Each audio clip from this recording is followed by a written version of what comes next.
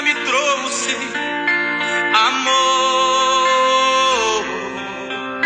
Sejam bem-vindos. Vamos aprender ouvindo e acompanhando a palavra do Deus Altíssimo, que é o Filho amado, o nosso Senhor. Em Apocalipse 19, versos 12 a 13 fala que ele se chama a Palavra de Deus. Estarei colocando vídeos com as notas abertas. Por favor, pause o vídeo para ler as notas. Estou utilizando a versão Bíblia Livre para Todos. Eu pretendo colocar capítulo a capítulo de Mateus até Judas.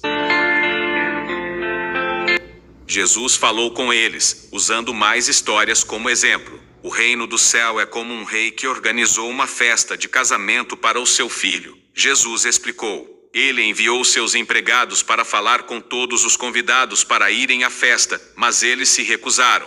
Então, ele enviou mais empregados, com a seguinte ordem: digam aos convidados que eu já preparei o banquete de casamento. Os bois e os bezerros gordos já foram mortos, e já está tudo pronto. Então, venham para a festa. Mas, os convidados ignoraram o convite e saíram para cuidar de outras coisas. Um foi para seu campo, e o outro foi cuidar do seu negócio. Os outros agarraram os empregados do rei e os maltrataram, e acabaram por matá-los. O rei ficou furioso. Ele enviou seus soldados para destruir aqueles assassinos e queimar a cidade deles. Então, o rei disse aos seus empregados: o banquete de casamento está pronto, mas as pessoas que convidei não mereciam participar desta festa.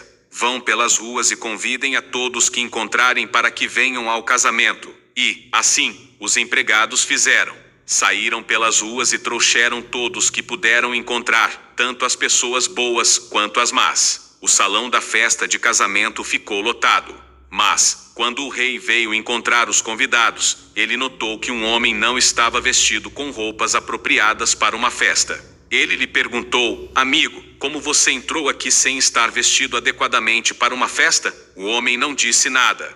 Então, o rei disse aos seus empregados: amarrem suas mãos e seus pés, e o joguem nas trevas, onde chorará e rangerá os dentes. Pois muitos são os convidados, mas poucos são os escolhidos. Nesse momento, os fariseus saíram e se encontraram para fazer um plano de como poderiam conseguir alguma prova contra Jesus, usando o que ele tinha dito. Eles enviaram alguns dos seus discípulos até ele, juntamente com alguns dos apoiadores de Herodes. Eles, então, começaram: mestre, nós sabemos que você é um homem honesto, e que ensina o caminho de Deus, de acordo com a verdade.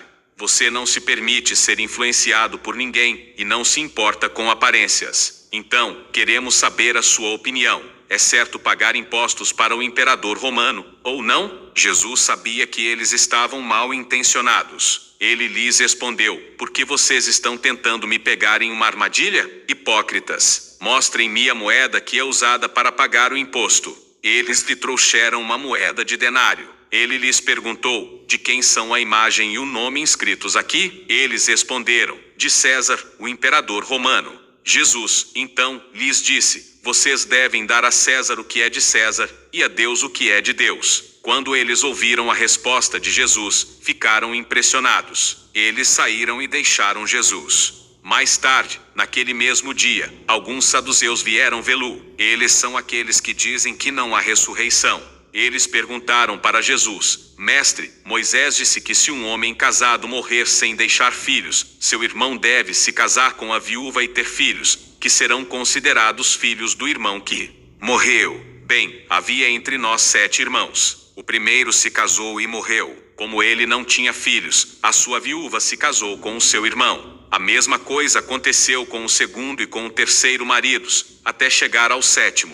No fim, a mulher morreu também. Então, quando houver a ressurreição, de qual dos 7 irmãos a mulher será a esposa, já que ela se casou com todos eles? Jesus respondeu: o erro de vocês é que não conhecem as sagradas escrituras, ou o que Deus pode fazer. Pois as pessoas que ressuscitarem não se casam, e também não serão dadas em casamento. Elas são como os anjos no céu. Em relação à ressurreição dos mortos, vocês não leram o que Deus disse? Ele afirmou: eu sou o Deus de Abraão, o Deus de Isaque e o Deus de Jacó. Ele não é Deus dos mortos, mas, sim, dos vivos. Quando a multidão ouviu o que Jesus disse, ficou maravilhada com o seu ensinamento. Quando os fariseus ouviram dizer que Jesus tinha feito os saduceus calarem a boca, eles se reuniram e foram lhe fazer algumas perguntas. Um deles, que era um especialista na lei, fez uma pergunta a Jesus, para tentar fazer com que ele caísse em uma armadilha. Mestre, qual é o mandamento mais importante da lei? Jesus lhes disse: ame o Senhor, seu Deus, com todo o seu coração, com toda a sua alma e com todo o seu entendimento. Esse é o primeiro e mais importante mandamento.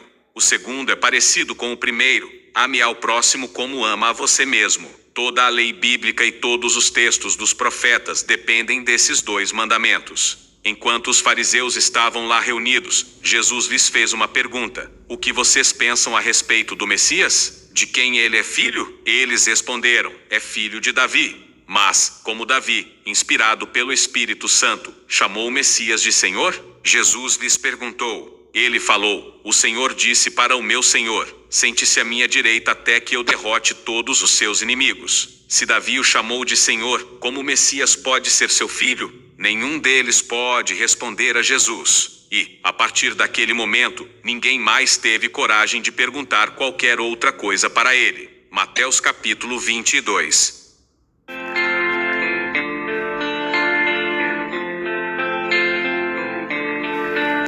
O apóstolo Paulo falou uma coisa muito importante na sua despedida. Confira em Atos dos Apóstolos capítulo 20 versos 25 a 35. Agora, eu tenho certeza de uma coisa, de que vocês, para quem eu anunciei o reino de Deus, não me verão novamente. Assim, declaro a vocês, hoje, que eu não sou responsável caso alguém se perca. Eu não hesitei em contar a vocês tudo o que Deus queria que soubessem. Cuidem-se, e cuidem também de todo o rebanho, que o Espírito Santo lhes deu para que o acompanhem, e o guardem.